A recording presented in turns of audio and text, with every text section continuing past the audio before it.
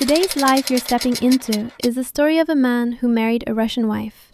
You felt like you were interviewing for a job you never knew existed. Strangely, you answered honestly, and when she listened, she didn't just nod while waiting for her turn to speak. She actually thought about your answers, and if she disagreed, she told you straight. That's an interesting idea, but I don't buy it. No fake smiles, no tiptoeing around your ego, just simple, direct, and calm. When you told your friends about the first date, it took them 30 seconds to imagine a whole plot. Dude, she's a Russian woman, you'd better be careful. Is she trying to marry you for a green card? Don't become her ATM. You got tired of hearing it fast. Anna graduated from Carnegie Mellon, had her own job, and even out-earned you.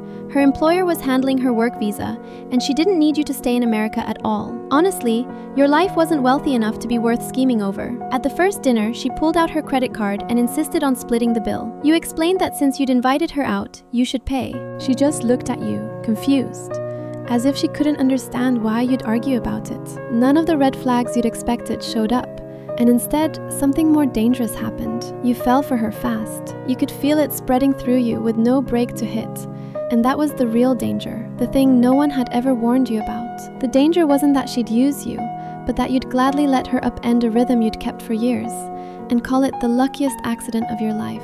4 months in, you proposed in the kitchen of her apartment. No reserved restaurant, no photographer hiding nearby, just the two of you making dinner together. She was loading plates into the dishwasher when you suddenly realized you never wanted to imagine another weekend without her. So the words came out unrehearsed, and Anna stood by the dishwasher, looked at you for a long moment, then said, "I need to think about it." She thought about it for 4 full days, and during those days, you checked your phone every 10 minutes while pretending you didn't care. On the 4th night, she came to your apartment, took off her coat, stood in the doorway and said, "Okay, yes." You'd wanted a simple Chicago wedding, about 60 guests, a small warehouse venue in the West Loop, a buffet and open bar, and a few friends giving short toasts.